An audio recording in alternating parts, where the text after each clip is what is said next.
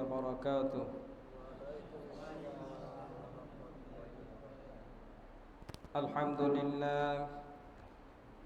الحمد لله نحمده ونستعينه ونستغفره ونؤمن به ونتوكل عليه ونعوذ بالله من شرور أنفسنا ومن سيئات أعمالنا.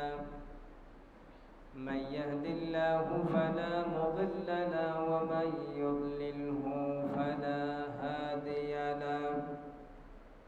ونشهد أن لا إله إلا الله وحده لا شريك له. ونشهد أن سيدنا وحبيبنا ومولانا محمدا عبده ورسوله الذي أرسله بالحق بشيرا ونذيرا وداعيا إلى الله بإذنه وسراجا منيرا. فقد قال الله تعالى في كلامه المجيد والفرقانه الحميد. সকলে বলুন আউযু বিল্লাহি মিনাশ শাইতানির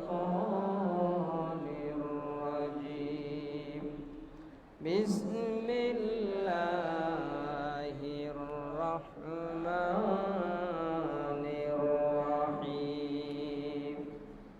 ইন্নাল্লাহা ওয়া মালাইকাতাহু ইউসাল্লুনা আলান নাবিয়্যি ইয়া আইয়ুহাল্লাযীনা আমানু সাল্লু আলাইহি ওয়া সাল্লিমু তাসলিমা। আল্লাহুম্মা সাল্লি আলা মুহাম্মাদ ওয়া আলা আলি মুহাম্মাদ কামা সাল্লাইতা আলা ইব্রাহিম ওয়া আলা আলি ইব্রাহিম ইন্নাকা হামিদুম মাজিদ। আল্লাহুম্মা বারিক আলা মুহাম্মাদ ওয়া আলা আলি মুহাম্মাদ কামা বারাকতা আলা ইব্রাহিম ওয়া আলা আলি ইব্রাহিম ইন্নাকা হামিদুম মাজিদ। মুআজ্জাজ হাজিরিন,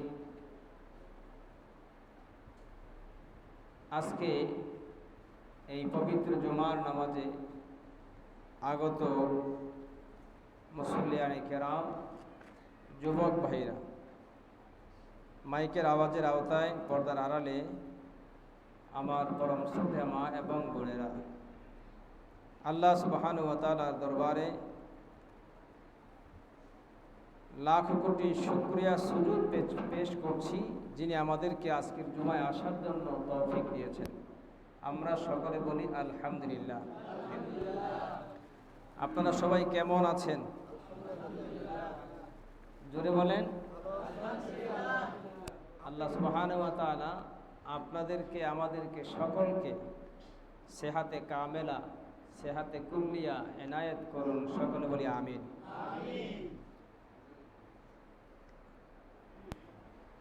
জুমার নামাজ সপ্তাহে একদিন। আমরা সারা সপ্তাহ অপেক্ষায় থাকি জুমার নামাজে উপস্থিত হব, কিন্তু এরপরেও জুমার দিন আমরা অনেক দেরি করে আসি। কথাটা বাস্তব না বাস্তব? মূলত জুমার দিন আজান হওয়ার সাথে সাথেই মসজিদে পৌঁছে যাওয়া উচিত। অনেক বলার পরেও অনেক মুসল্লিগণ সঠিক সময়ে পৌঁছতে পারেন না, এজন্য মূল আলোচনা শোনা থেকে তারা বঞ্চিত হন। আল্লাহ সুবহানাহু ওয়া তাআলা আমাদেরকে যেন আগে ভাগে আসার তৌফিক দেন, সকলে বলি আমিন।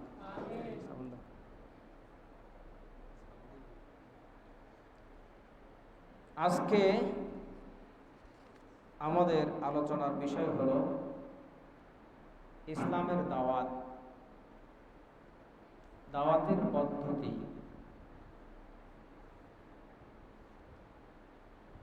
এ সম্পর্কে আজকে আমি কোরআন ও হাদিস থেকে কিছু আলোকপাত করার চেষ্টা করব ইনশাআল্লাহ, বিমাশিয়াতিল্লাহ। আল্লাহ সুবহানাহু ওয়া তাআলা যেন আমাদেরকে সে তৌফিক দান করেন, সকল বলি আমিন। আল্লাহ সুবহানাহু ওয়া তাআলা পৃথিবীর মহান স্রষ্টা, মালিক। এই পৃথিবীর সকল কিছু তার সৃষ্টি, তিনি সব কিছু সৃষ্টি করেছেন এবং সৃষ্টির সকল প্রয়োজন তিনি পূর্ণ করেছেন, সকল প্রয়োজনের ব্যবস্থা তিনি করে দিয়েছেন। আমরা বলি আলহামদুলিল্লাহ। তারই ধারাবাহিকতায় ইতিপূর্বে জিন জাতিরা এই পৃথিবীতে ছিল, সে জাতিকে ধ্বংস করে দেওয়া হয়েছে। এরপর সৃষ্টি করা হলো মানব জাতি। মানব জাতিকে সৃষ্টি করার পর আল্লাহ সুবহানাহু ওয়া তাআলা মানুষকে সঠিক পদ্ধতিতে বসবাস, সঠিক পদ্ধতিতে জীবন পরিচালনা করা, সব কিছুর ব্যাপারে তিনি দিক নির্দেশনা দিয়েছেন। আর এই দিক নির্দেশনা দিতে গিয়ে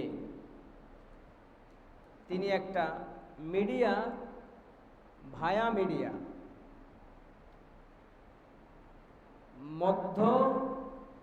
মধ্যস্থতাকারী বা আল্লাহ এবং সৃষ্টির মাঝে সংযোগ স্থাপনকারী হিসেবে আল্লাহ পাক তার একজন বিশেষ ফেরেশতাকে বেছে নিয়েছেন। যেই ফেরেশতা হযরত আদম আলাইহিস সালাম থেকে শুরু করে শেষ নবী মুহাম্মদ রাসূলুল্লাহ সাল্লাল্লাহু আলাইহি ওয়াসাল্লাম পর্যন্ত সকল পয়গম্বরদের কাছে তিনি আগমন করেছেন আল্লাহর বার্তা নিয়ে, আল্লাহ পাকের বাণী নিয়ে। এবং আল্লাহ পাকের ফেরেশতা আল্লাহ পাকের পক্ষ থেকে যে ওহী নিয়ে আসছেন সেটা নবী রাসূলদের কাছে তিনি পৌঁছে দিতেন। এমনি করে করে সকল নবীর শেষে যিনি আসলেন, আকায়ে নামদার তাজদার মদিনা সরওয়ারে কায়নাত আহমদ মুস্তফা জনাবে মুহাম্মদ মুস্তফা সাল্লাল্লাহু আলাইহি ওয়াসাল্লাম পর্যন্ত দাওয়াত ধারাবাহিকভাবে চলল। একজন নবী ইন্তিকালের পরে আরেকজন নবীর আগমন হতে যখন একটু দেরি হয়ে গেল, তখনই মানুষ গুমরাহিতে লিপ্ত হয়ে গেল। যেমন হযরত মূসা আলাইহিস সালাম কিছুদিন সমাজে অনুপস্থিত ছিলেন, এই কারণে লোকেরা বাছুরের পূজা শুরু করে দিল।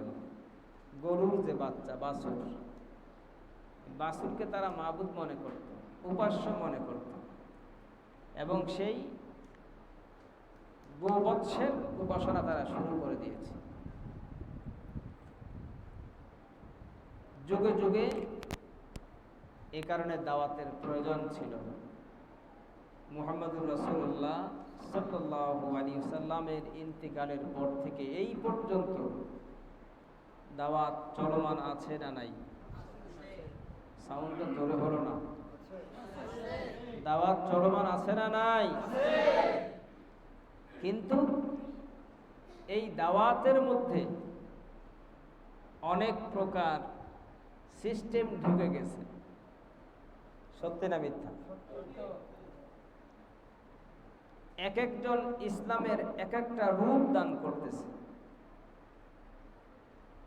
কেউ ঢোল পিটিয়ে ঢোলের তালে তালে জিকির করে সেখানে আল্লাহকে খুশি করার চেষ্টা করছে। তারা মনে করছে এটাই একটা আল্লাহকে পাওয়ার রাস্তা। কেউ আবার নেচে নেচে জিকির আজকার, নারী পুরুষ একসঙ্গে, আছে না নাই? কেউ আবার পীরকে ভক্তি দিতে গিয়ে পীরের পায়ে সিজদা করে। আবার পীর যখন মৃত্যুবরণ করেছে সেই পীরের মাজারে গিয়ে সেই কবরে তারা সিজদা করে, আছে না নাই?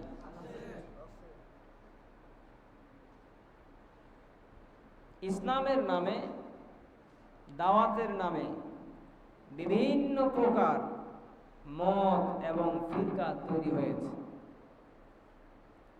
এবং এটা হওয়াটা স্বাভাবিক। আল্লাহ রাসূল সাল্লাল্লাহু আলাইহি সাল্লাম এই ব্যাপারে সতর্ক করেছেন উম্মতদেরকে।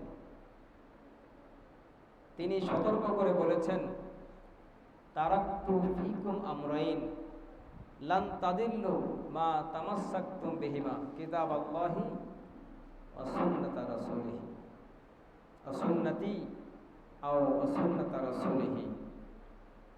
রাসূল বলছেন যে এমন একটা সময় আসবে যে কোনটা সঠিক হেদায়াত এটা বোঝা মানুষের জন্য অনেক কষ্ট হয়ে যাবে। যার কারণে সঠিক হেদায়াত যদি মানুষ পেতে চায় তারা যেন দুটো জিনিসকে আঁকড়ে ধরে থাকে। সেই দুটি জিনিসের একটি হলো আল্লাহর কোরআন, আরেকটি হলো আমি নবী মুহাম্মদুর রাসূলুল্লাহর সুন্নাহ তথা হাদিস। কার কথা? কার কথা? আল্লাহর রাসূলের কথা। তাহলে আমরা নিশ্চিত হলাম এই জামানায় এসেও সত্যিকার অর্থে হেদায়েতের সঠিক পথে থাকতে গেলে দুটো জিনিস আমাদেরকে ধরতেই হবে। একটি হলো কোরআন, একটি হলো হাদিস। জোরে বলুন, একটি কি? আরেকটি হাদিস। কোরআন এবং হাদিসের বাহিরে যদি অন্য কোনো পদ্ধতি থাকতো সেটা রাসূল বলে দিতেন, ঠিক কিনা? অতএব স্পষ্ট করে বোঝা যায় রাসূল যেহেতু কোরআন এবং হাদিস এই দুটো জিনিস আঁকড়ে ধরে থাকার জন্য বলেছেন এবং বলেছেন লান তাদিল্লু, তোমরা কখনো পথভ্রষ্ট হবে না, গ্যারান্টি দিয়েছেন। যদি কোরআন এবং হাদিসকে আঁকড়ে ধরে থাকতে পারো তোমরা কখনোই পথভ্রষ্ট হবে না। সুবহানাল্লাহ বলেন। এই কথা বলার পরেও মানুষ বিভিন্নভাবে দরবার পরিচালনা করে, বিভিন্নভাবে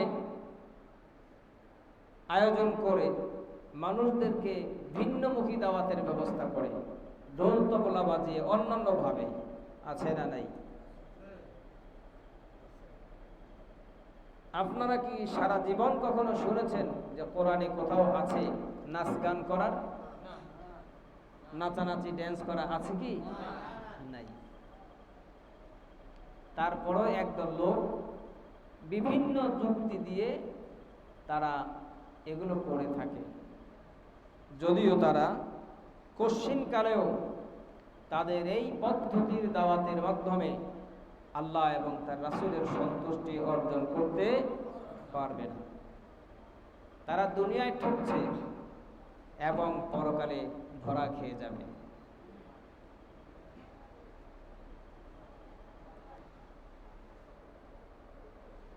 কোরআনে কারীম এক জ্বলন্ত জীবন্ত কিতাব। কোরআনে কারীম আপনাকে হিট দেয়। কি দেয়? হিট দেয়। আপনাকে আস্তে আস্তে আস্তে হিট দিয়ে গরম করে, উত্তেজিত করে। কোরআনের কোন কোন আয়াত আপনাকে উত্তেজিত হতে বাধ্য করে, আবার কোন কোন আয়াত আপনাকে অনেক অনেক নম্রতা শিক্ষা দেয়, প্রেমময়তা, ভালোবাসা, এরপরে মমত্ববোধ, এগুলো শিক্ষা দেয়। কোরআনে আছে না নাই?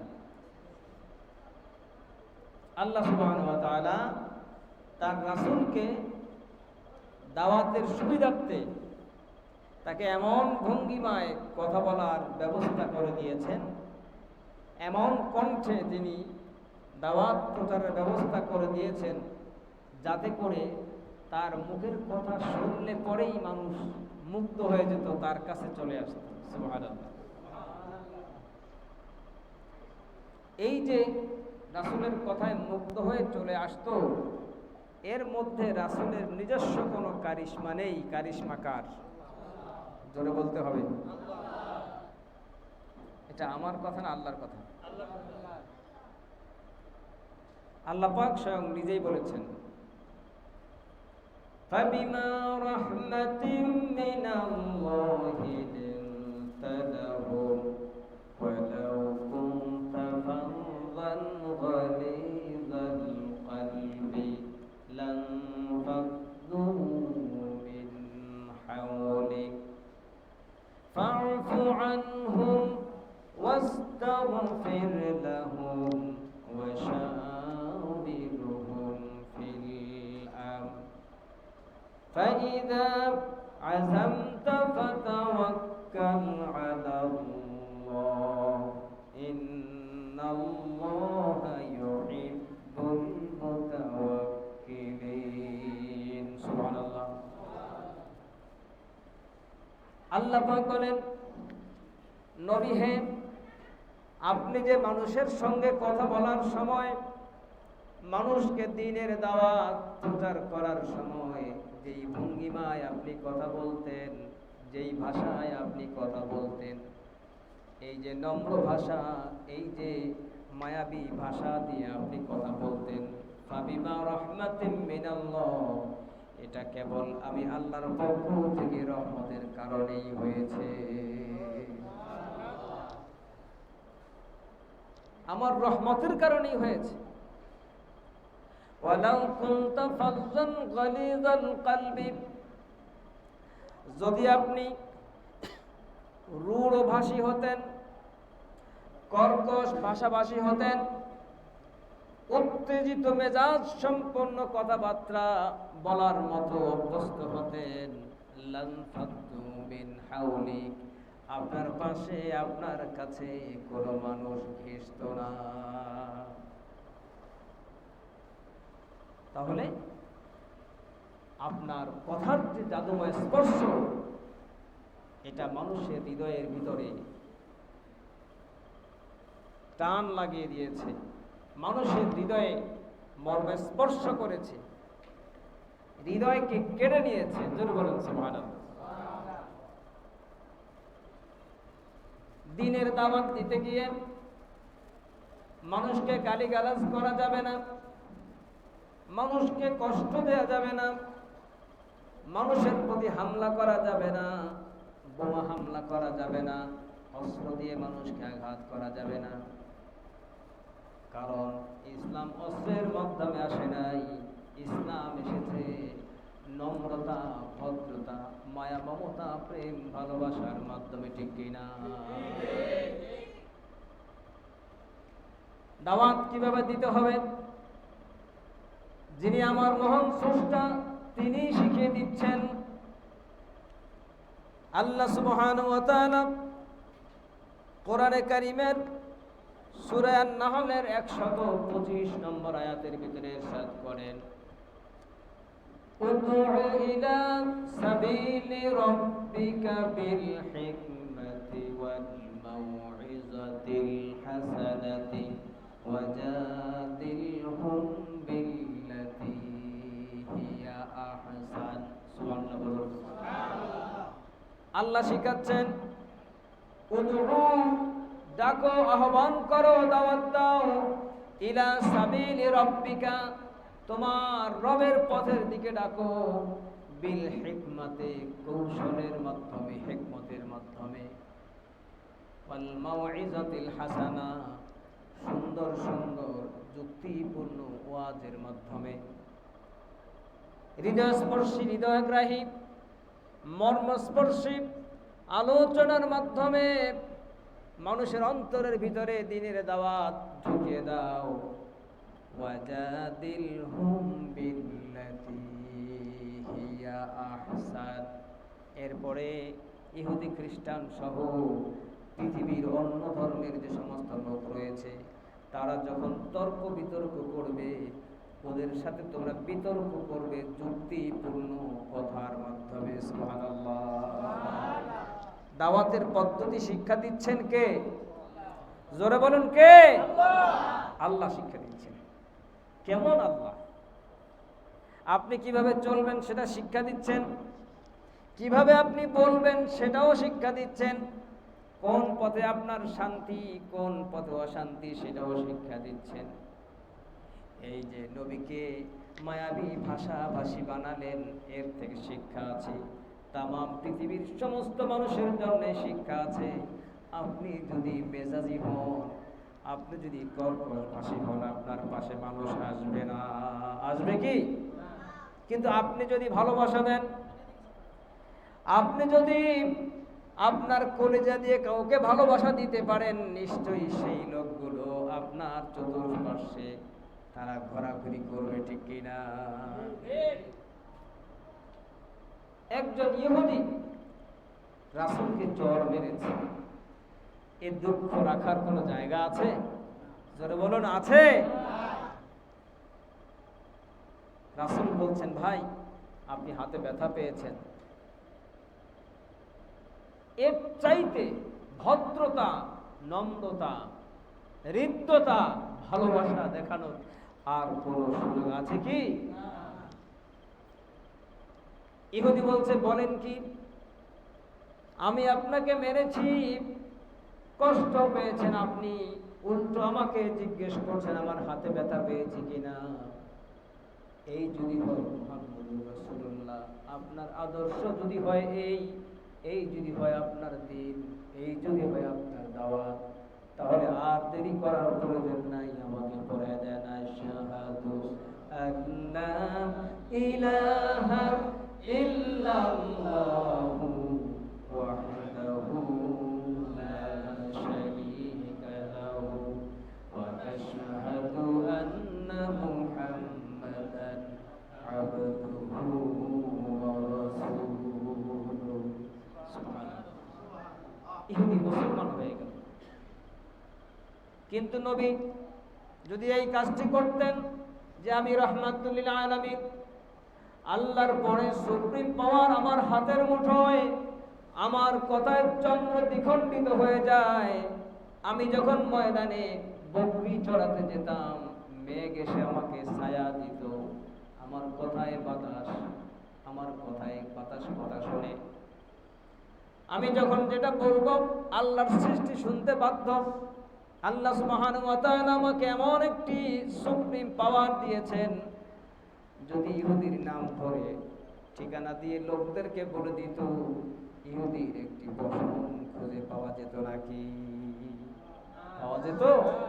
টুকরো টুকরো হয়ে যেত। রাসূল এখানে গরম হননি, তিনি বুঝেছেন ইহুদি বুঝতে পারে নাই, ইহুদি চিনতে পারে নাই ইসলাম কি, মুহাম্মদুর রাসূলুল্লাহ কি, কোরআন কি, কালেমা কি, ইহুদি বুঝতে পারে নাই। যদি বুঝতে পারত আঘাত করতো না, না বোঝার কারণেই করেছে। অতএব আদর্শ দিয়ে, ভালোবাসা দিয়ে ইহুদিকে ইসলামের দিকে তিনি দাওয়াত দিলেন। আল্লাহ রাব্বুল আলামিন কবুল করে নিলেন। সুবহানাল্লাহ। এই হচ্ছে দাওয়াত। না মানুষকে জবাই করে দিতে হবে, মানুষকে হত্যা করতে হবে, আমার মতে নাই, আমার দলে নাই, তাই বলে তাকে হামলা মামলা করতে হবে। বিষয়টা কি এরকম? এরকম নয়। আল্লাহ সুবহানাহু ওয়া তাআলা রাসূল করিম সাল্লাল্লাহু আলাইহি ওয়াসাল্লামকে এমন ভাষা তার মধ্যে দিয়েছেন, কি ইহুদি কি খ্রিস্টান সব এক এক করে ইসলামের ছায়াতলে আশ্রয় গ্রহণ করা শুরু করে দিয়েছে। সুবহানাল্লাহ।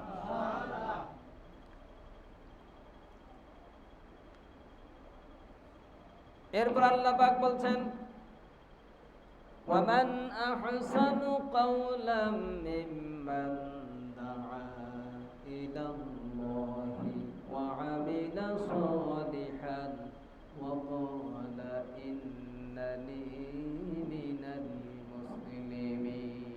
সুবহানাল্লাহ।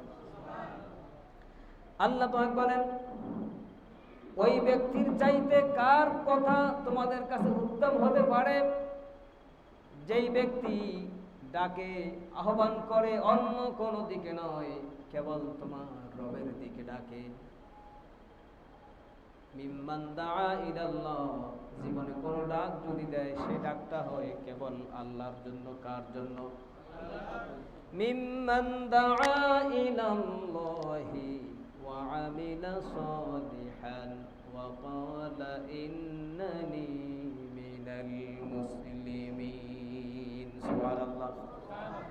ওই ব্যক্তির চাইতে উত্তম কোন ব্যক্তি হতে পারে, যেই ব্যক্তি মানুষদেরকে আল্লাহর পথে ডাকে আর নিজে নেক আমল করে, সৎ কাজ করে, ভালো কাজগুলো করে, মানবতার কল্যাণে কাজ করে, সব সময় মানুষের উপকারের চিন্তা করে, ক্ষতির চিন্তা করে না। ওয়াকালা ইন্নানি মিনাল মুসলিমিন, এবং নিজেকে বুক ফুলিয়ে বলতে পারে আমি মুসলমানদের মধ্যে আমি একজন মুসলমান। ওই ব্যক্তির চাইতে কে উত্তম হতে পারে?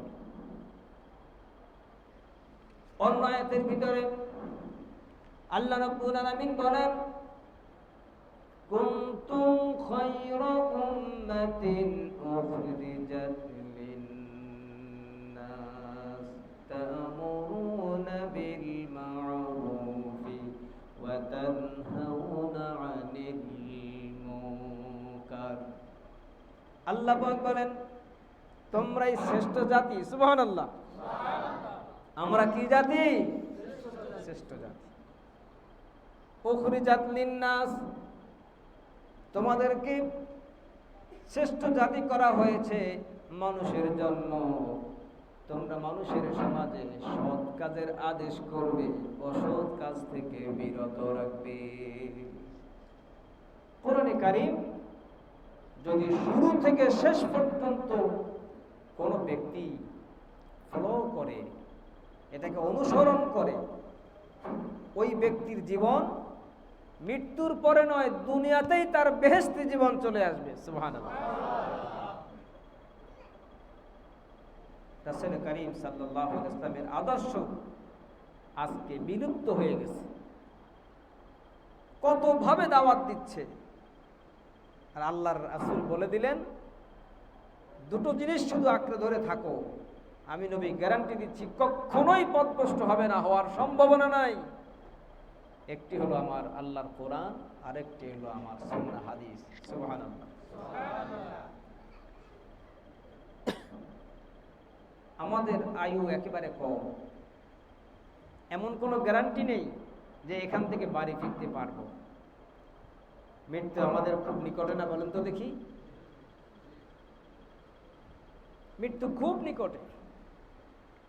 নারায়ণগঞ্জে নামাজরত অবস্থায় এসি বিস্ফোরণে ইমাম মুয়াজ্জিন সহ এ পর্যন্ত প্রায় 34-35 জন ইন্তেকাল করলেন। আল্লাহ পাক তাদেরকে শহীদি মর্যাদা দিক, বলি আমিন। আমাদের জীবনের কোনো গ্যারান্টি নেই। দুনিয়ার কোলাহলে, দুনিয়ার কৌতূহলে আমরা নিজেকে ভুলে যাই, নিজের ইতিহাস ভুলে যাই, নিজের ভবিষ্যৎ ভুলে যাই, দুনিয়ার টেনশনে পড়ে। অথচ একটি মানুষ যদি প্রকৃতপক্ষে চিন্তা এবং গবেষণা করে, নীরবে নিস্তব্ধে নিজেকে নিয়ে ভাবে, আমি কে, কোথা থেকে এলাম, কেনই বা এলাম, কোথায় বা যাব, কেন আবার যাব, কোথায় যেতে হবে, শেষ পরিণতি কি, শুরু কি। নিশ্চয়ই আমি একজন মানুষকে সৃষ্টি করার জন্য আল্লাহ রাব্বুল আলামিন মহা পরিকল্পনা করেছেন। আমাকে কোন ক্যাটাগরিতে তৈরি করবেন, কোন পদ্ধতি তৈরি করবেন, কেমন মেধা দিবেন, কেমন যোগ্যতা দিবেন, লোভ দিবেন, লালসা দিবেন, প্রেম দিবেন, মোহ দিবেন, সব কিছু দিয়ে পরীক্ষার জন্য একটা ময়দানে ছেড়ে দিবেন। প্রথমে রুহের জগতে রাখলেন, রুহের জগতের সমস্ত রুহগুলো একত্রিত করে তিনি জিজ্ঞেস করলেন, আলাস্তু বিরব্বিকুম, আমি কি তোমাদের রব নই? সৃষ্টি করেছেন তিনি। টেস্ট করে দেখলেন কি বলে। রুহগুলো সেদিন বলেছিল, ক্বালু বালা, হ্যাঁ আপনি আমাদের রব। জোরে বলুন সুবহানাল্লাহ। এরপরে রুহের জগৎ থেকে মায়ের বক্ষপিঞ্জর আর পিতার পৃষ্ঠদেশ এর মাধ্যমে মাতৃগর্ভের মধ্যে পৌঁছায় দিয়া 10টি মাস সেখানে রেখে ওখানে একটা জীবন দিলেন। ওই ব্যক্তিটি মনে করেছে এখানেই তার সুখ শান্তির স্থান, কাজকর্ম করা লাগে না, রেগুলার খাবার পাচ্ছে, সুখ শান্তিতে রয়েছে, ঠিক কিনা? কোনো জার্ম নাই, জীবাণু নাই, ভাইরাস নাই, ফি করারিম মাকিন, সুরক্ষিত একটি প্যাকেটের মধ্যে আল্লাহ পাক সেখানে রেখে দিয়েছেন। অনেক সুখ শান্তিতে সেখানে ছিল, কিন্তু আল্লাহ পাক বুঝিয়ে দিলেন এখানে থাকার মেয়াদ বেশিক্ষণ নয়, এখান থেকেও তোমাকে আরেকটি ঘাটিতে পৌঁছে যেতে হবে। সেই ঘাটির নাম দুনিয়া। এখানে আসার পরেও প্রেম, ভালোবাসা, লোভ, লালসা, অর্থবিত্ত, বাড়ি গাড়ি, দুনিয়ার আরাম আয়েশ, সুখ স্বাচ্ছন্দ্য সব কিছু তার সামনে হাজির করে দিয়ে আবার আসমানি কিতাব দিয়ে দেখিয়ে দিলেন, এগুলো দিলাম শুধু যতদিন চলবে সেই সময়টুকুর মধ্যে। নিজের জীবনটাকে সুন্দর করে সাজিয়ে আবার আরেকটি স্টেশনে যাওয়া লাগবে। ভুলে যেও না সেই মাবুদের কথা, যে মাবুদ রুহের জগৎ থেকে মাতৃগর্ভ থেকে দুনিয়ায়, আবার দুনিয়া থেকে আরেকটি জায়গায় নিয়ে যাবেন, সে কথাটা ভুলে যেও না। ওয়া মিন ওয়ারাইহিম বারযাখুন ইলা ইয়াউমি ইউবআসুন। আল্লাহু আকবার। দুনিয়ায় কয় মিনিট হায়াত পেয়েছো, কয় ঘন্টা, কয় দিন হায়াত পেয়েছো, কয় মাস, কয় বছর হায়াত পেয়েছো, তোমার পিছনে আরেকটি জায়গা অপেক্ষা করছে। ওয়ামিন ওয়ারাইহিম বারযাখুন, বারযাখ, কবরকে বারযাখ বলা হয়। ইলা ইয়াউমি ইউবআসুন, ওই কবরের মধ্যে থাকবা ততদিন, হাসর শুরু না হবে যতদিন। সুবহানাল্লাহ। দুনিয়া থাকতে চাইলেও পারবে না, মাতৃগর্ভে থাকতে চাইলেও পারে নাই। 8 মাস, 9 মাস, 10 মাস হয়ে গেছে, সেখান থেকে বের করে দেওয়া হয়েছে। যদিও সেখানে মায়া মহব্বতে পড়ে গেছে, আর কোথাও যাবে না, আসতে চায় না। মায়ের কলিজার মধ্যে লাথি মেরে আল্লাহর ফেরেশতারা গলা ধাক্কা দিয়ে দুনিয়াতে বের করে দিয়েছে। এরপরে দুনিয়া থেকে নিয়ে যাওয়া হবে কবর নামক স্থানে।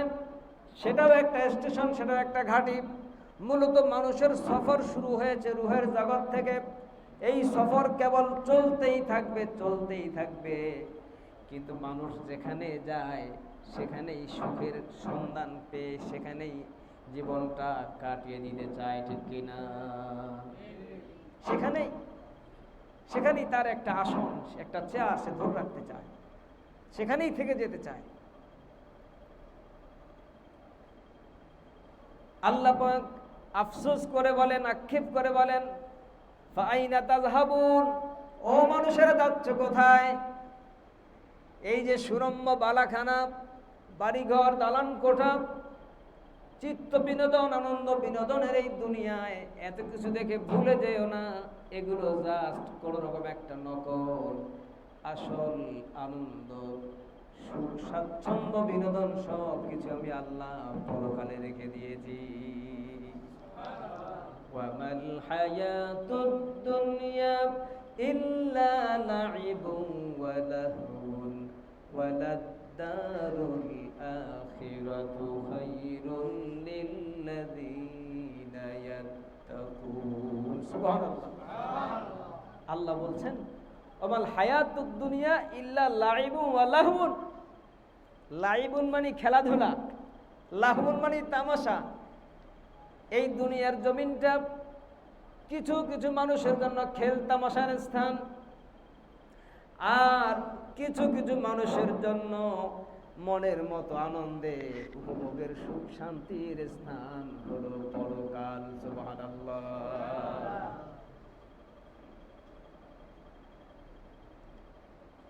এরপরে এই দুনিয়া যারা ভালো আমল করবে তারা ওই কবরের মধ্যে ধনী থাকবে, সম্পদশালী থাকবে, আমল ভালো ছিল, সব কিছু কবরে নিয়ে গেছে, এয়ার কন্ডিশন আছে, আসে সুন্দর জানালা বাতায়ন খোলা, নবীজির রওজার সঙ্গে দরজা জানালা খোলা। সুবহানাল্লাহ। সুঘ্রাণ আসতেছে, কোনো কষ্ট নাই। আর এই দুনিয়ায় যেমন কিছু কিছু মানুষ আছে আজকে ইনকাম না করলে আজকের খাবার পেটে জোটে না, আছে না নাই? এক মাস ইনকাম না থাকলে পরের মাসে সংসার চলে না, আছে না নাই? এখানে যেমন এমন গরিব আছে, ওই কবরে গেলেও মানুষ এমন অসহায় অবস্থায় থাকবে। আবার অনেক মানুষ সেখানেও ভিআইপি মর্যাদায় বসবাস করতে থাকবে। ফেরেশতা এসে জিজ্ঞেস করবে, মার রব্বুকা, তোমার রবকে? আমার নাবিয়ুকা, তোমার নবীকে? ওমান হাদার রাজুল, এই লোকটাকে চিনো?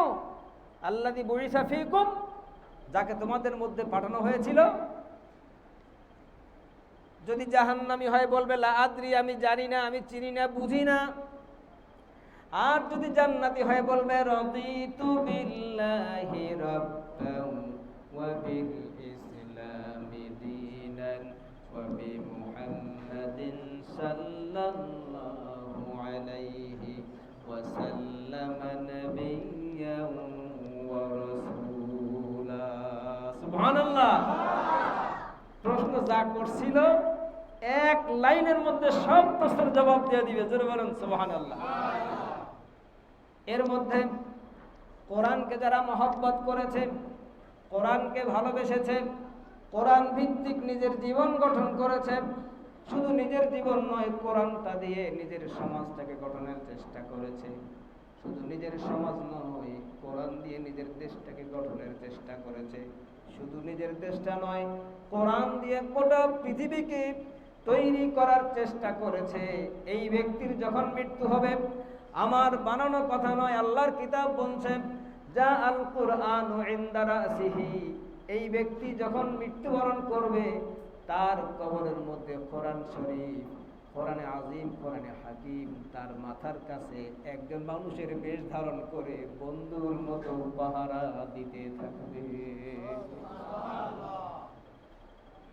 কোরআন বলবে আমার সাথে বলো কি বলতে হয়, আমার সাথে বলো। সারা জীবন কোরআন পড়েছে, কোরআন ভিত্তিক জীবন গড়েছে, কোরআন অনুযায়ী সব কিছু পরিচালনা প্রতিষ্ঠার চেষ্টা করেছে। ডিস্টার্ব করো না, ঘুমাতে দাও। কি বলতে হয় আমার সঙ্গে বলো। আল্লাহর ফেরেশতা বলে রব্বুল আলামিন, ওই ব্যক্তির কবরে একা লাশ পেলাম না, তার সঙ্গে অনেক বন্ধু বান্ধব পেলাম। বন্ধুরা কেউ তার সঙ্গে কথা বলতে দেয় না, বলে যা বলার আগে আমাদের কাছে পারমিশন নাও। জোরে বলুন সুবহানাল্লাহ। এই দুনিয়ায় সরাসরি কোনো মানুষ রাষ্ট্রপতির সাথে দেখা করতে পারে না, ঠিক কিনা? প্রধানমন্ত্রীর সাথে দেখা করতে পারে না, মন্ত্রীদের সঙ্গে দেখা করতে পারে না, এমপিদের সঙ্গে দেখা করতে পারে না, বড় বড় নেতার সঙ্গে দেখা করতে পারে না। তাদের সঙ্গে দেখা করার আগে কিছু ফর্মালিটি আছে, আগে ভাগে সেগুলো মেনটেন করে তারিখ, ডেট, সময় অনুরোধ করে নিয়ে নিতে হয়। যারা বলেন ঠিক না ঠিক? ঠিক একই কায়দায় যা আল কুরআন ইনদা রাসিহি, মাথার কাছে কোরআন, ওয়াসসালাতু আন ইয়ামিনিহি, ডান দিকে তার নামাজ, এমন করে বাম দিকে যাকাত, এরপরে পেছনের দিকে পায়ের দিকে নেক আমল, দান সদকা খয়রাত, মানুষের জন্য উপকার করেছিল, সবগুলি চতুর্পাশ থেকে পাহারা দিতে থাকবে। বান্দার আমল তাকে কত সহযোগিতা করবে। কুরবানি করেছিল আল্লাহর নামে, মানুষকে দেখাবার জন্য নয়, খাস ভাবে কুরবানির বাহনটাকে তেজস্বী বানায়া আল্লাহ পাক তার উপরে চড়ায়া ফুলসিরাত পার করে দিবে। সুবহানাল্লাহ।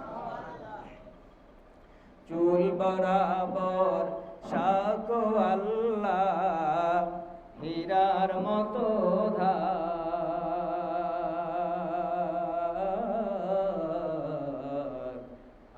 আমি বান্দা ভীষণ পাপী, কেমনে হব পার।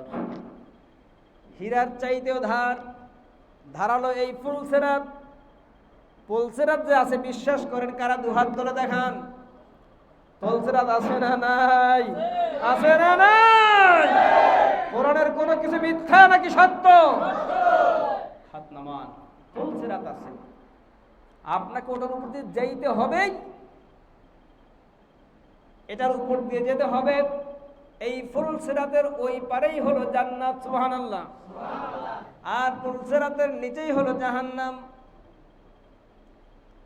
হাসরের বিচার যখন শুরু হবে, জাহান্নাম দূর থেকে গর্জন করবে। জাহান্নামের গর্জন হাসরের মাঠ থেকে শোনা যাবে। গুনাহগারদের কলিজা আতঙ্কিত হয়ে যাবে। মানুষগুলো, যুবক মানুষগুলো বৃদ্ধ মানুষের মতো রূপান্তরিত হয়ে যাবে। কারণ হাসর বিচারের নির্মমতা, নিষ্ঠুরতা, অত্যাচার, নির্যাতন, নিপীড়ন সব কিছুর একটা মারাত্মক পরিস্থিতি দেখে মানুষরা মাতলামি শুরু করে দিবে। আল্লাহ পাক বলেন, ওরা আসলে মাতাল নয়, ওয়ালাকিন্না আযাবাল্লাহি শাদীদ, আল্লাহর আযাব বড়ই কঠিন। ওই অবস্থা তাদেরকে মাতলামির মতো বানিয়ে ফেলেছে। আল্লাহু আকবার। এই দুনিয়ায় কেউ যদি ইসলামী দ্বীনের বিরোধিতা করে, আল্লাহর কোরআনের আইনের বিরোধিতা করে, আল্লাহর কোরআন প্রতিষ্ঠার পথে বাধা হয়ে দাঁড়ায়, তাদের জন্য জান্নাত হারাম, জান্নাতে তারা ঢুকতে পারবে না। আমার কথা নয়, আমার আল্লাহ কোরআনে কারিমে স্পষ্ট করে বলে দিয়েছেন, হাত্তা লা তুফাত্তাহু লাহুমুল আবওয়াবুস সামা ওয়া লা ইয়াদখুলুনাল জান্নাহ হাত্তা ইয়ালিজাল জামালু ফি সাম্মিল খিয়াত। আল্লাহু আকবার।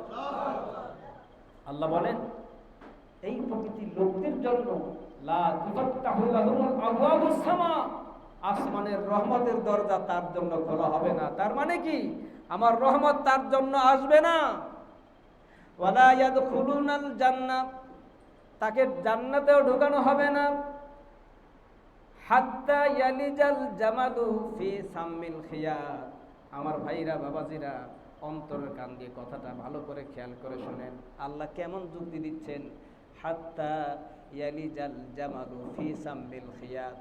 আল্লাহ বলছেন, সূচের ছিদ্র দিয়া মানুষ কাঁথা সেলাই করে, টেইলার্সে সুইগুলো দিয়ে কাজ করে।